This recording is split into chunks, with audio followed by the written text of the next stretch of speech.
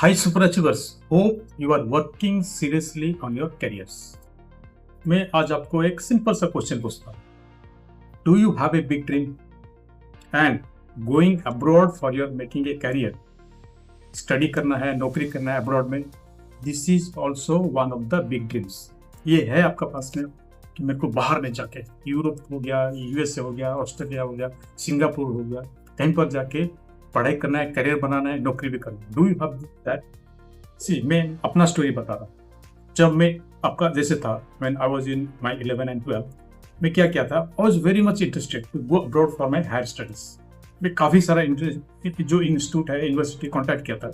उस टाइम में लिखना पड़ता था. No email was working at that time. Hard application लिख के भेजना पड़ता था. Then you receive the prospectus of the university, step by step process क्या है, कॉन्टैक्ट दोस्त थिंग्स. मैं काफ़ी सारा यूनिवर्सिटी से लेकर आया, but I could not progress ahead. There was something which stopped me. तो मैं जानना चाहता हूँ कि आपका अंदर में कौन सा चीज़ है which is stopping you to think beyond, to go abroad and make your career. क्या क्या हो सकता है? Let's discuss that first, because आज का जो टॉपिक है ना, उसी के बारे में है. To go abroad, there are lot of opportunities coming up. Those things will discuss. And दो इसलिए ये जरूरी है कि क्या आपको स्टॉप कर रहा है, आप क्या सोच रहे हैं कि मैं बाहर में नहीं जा सकता. तो पहला जो फियर है, that is your fear of uncertainty. मैं बाहर में जाके एक्चुअली सर्वाइव कर पाऊंगा, नहीं कर पाऊंगा, अगर मैं फेल हो गया, those things isn't it.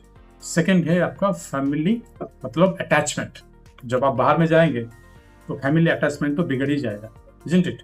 But आजकल तो फोन है, वो बहुत इजीली कांटेक्ट हो सकता है, isn't it. Then financial pressure. बाहर में जाके पढ़ाई करना मतलब काफ़ी सारा प्रेशर लगेगा, ये एक फैक्टर है. बट यू नो उसका सोल्यूशन भी है. There are scholarships, there are loans available. And lack of clarity का जो करियर का रोड मैप क्या होना चाहिए वो आपको पता ही नहीं है. ये करियर रोड मैप आप पहले क्लैरिटी होना चाहिए आपके पास में. मैं ये करूँगा, उसके बाद ये करूँगा, उसके बाद ये करूँगा, ये. Then low self belief. अपने आप को बिलीव नहीं करता है, मतलब यूं अपने आप को नीचा दिखाते हैं यार.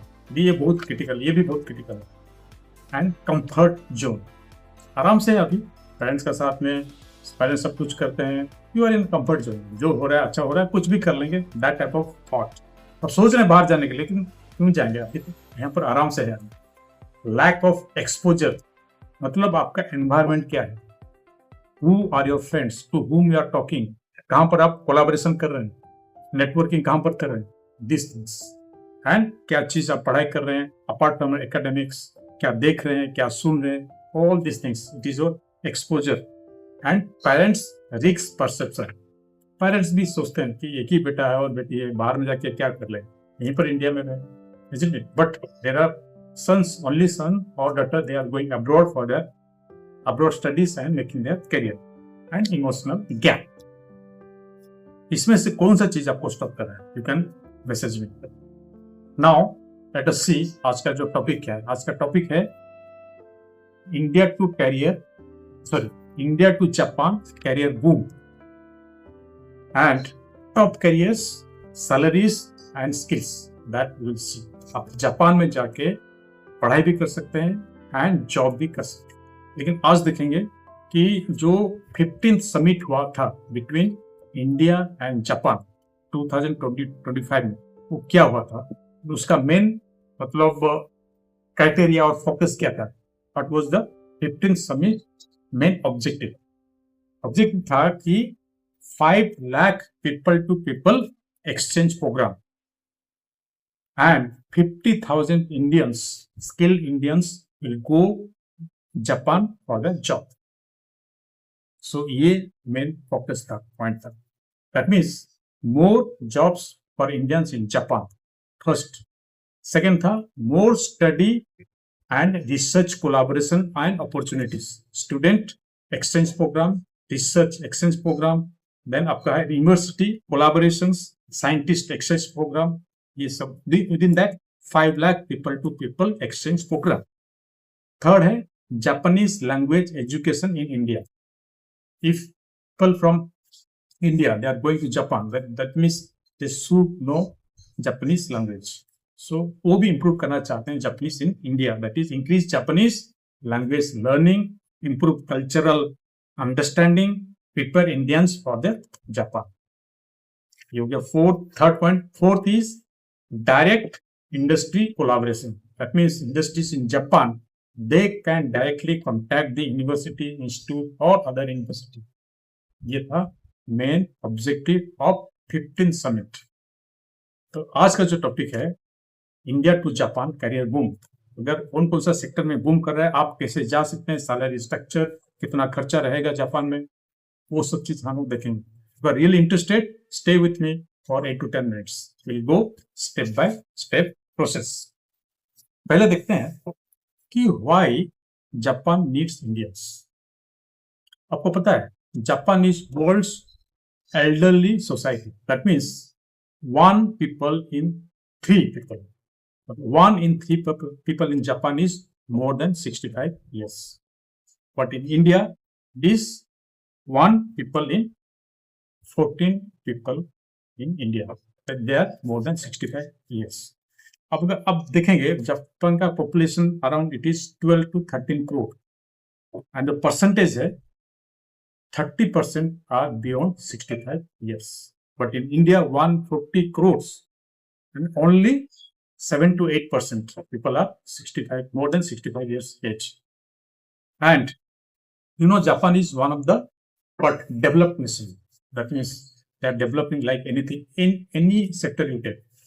रोबोटिक्स हो गया, ईवी हो गया, सेमीकंडक्टर हो गया, मैन्युफैक्चरिंग हो गया, ऑटोमोबाइल्स हो गया, एडवांस रिसर्च हो गया, but they do not have skilled manpower, talented manpower, that means talented young generation उनका पास में नहीं है। That's why they need Indian talents and professionals, because India का पास में तो काफी है। We have engineers, lot more engineers, technical manpower भी है, टैलेंट्स भी है, and AI talent also increasing। So this is the main reason this ये summit का कि Indians are getting more jobs in Japan। तो कौन कौन सा सेक्टर में बूम होने वाला है? डेफिनेटली पहले है tech sector, that means artificial intelligence, machine learning, robotics, semiconductor, EV, advance research, isn't it? ये सब सेक्टर में ये टॉप टायर है। अगर आप इंजीनियरिंग पढ़ रहे हैं, टेक्नोलॉजी में जा रहे हैं, तो आपके लिए बहुत अच्छा मौका है। Go to Japan, study there and work there. जो एवरेज मतलब मिडिल है, रिक्वायरमेंट है, स्टेबल रिक्वायरमेंट है, that is nurses, care people, health care peoples, those who can take care of the elderly people. ये स्टेबल है and continuously requirement रहेगा। Nurses का जो सैलरी है वो भी एट पार है। And third is high growth area है आपका biotechnology, automation, data analysis, data scientist। So these are the sectors are actually manpower is required, talent manpower is required, skilled manpower required by Japan। So salary structure देखते हैं पहले। Salary structure क्या रहेगा? Generally tech sector में, tech sector में generally average salary जो रहेगा, yearly salary अगर हम लोग कंपेयर करेंगे, artificial intelligence it will be 40 lakhs to 90 lakhs पर annum। सिमिलरली अगर देखेंगे आप एक केयर गिवर का और नर्सेस का, it will be around 24 lakhs to 40 lakhs पर annum। Biotechnology PC 30 lakhs to 60 lakhs पर annum। तो अगर देखेंगे सैलरी स्ट्रक्चर काफी अच्छा है, बट अगर देखेंगे इस जो मंथली एक्सपेंसेस क्या होगा, जनरली अगर आप सिटी में रह रहे हैं, टोक्यो में रह रहे हैं, जो पूरा वर्ल्ड का एक अच्छा सिटी है, it will be around 2 lakhs to 2.5 lakhs per month. ये है खर्चा रहेगा। अगर आप थोड़ा से एवरेज सिटी में आता है, जैसे ओसाका हो गया और नोगाया हो गया, it will be around 80,000 to 1 lakh rupees। ये आपका एवरेज खर्चा होगा। एंड जापान क्या आपको प्रोवाइड करता है? Definitely it is a stability, safety, your career growth, global exposure, ये सब चीज आपको मिलेगा, इजंट इट? तो अगर रियली आप इंटरेस्टेड है, ये मौका है आपको। सी दिस जो टाइम गैप है, it is between from 2025 to 2030 with in 5 years this exchange program is actually live. So अभी से सोचिए and build your academic skills, learn Japanese, which is a requirement. Go to Japan because this is the first requirement. If you know the Japan, you are upper hand. And be yourself, be visible in LinkedIn. And I will also give you the link where you can apply for Japanese jobs. Right? So, अगर आपको कोई भी doubt है, I want you to go to Japan to build your career, जो मैंने नहीं कर पाया.